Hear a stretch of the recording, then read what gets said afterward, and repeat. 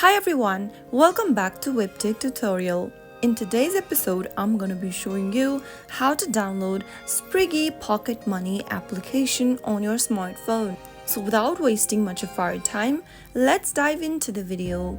First of all, open your App Store. In the search box appearing at the top, type in Spriggy Pocket Money. In the search results displayed on the next page, check out this application and tap on it. Spriggy is an Australian financial technology company that offers a digital pocket money app designed for parents and their children. Simply tap on the Get button to start downloading the application on your device and wait for it to install. The application allows parents to manage their children's pocket money and allowances digitally, teaching them financial responsibility and helping them learn about budgeting and saving. So that is how you can get these Spriggy Pocket Money application on your device within a couple of minutes.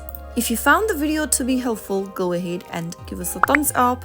Don't forget to subscribe to the channel by hitting the subscribe button. Also, press on the notification bell icon so that you'll never miss another upcoming upload from us. I will be back again in the next video. Thank you for watching.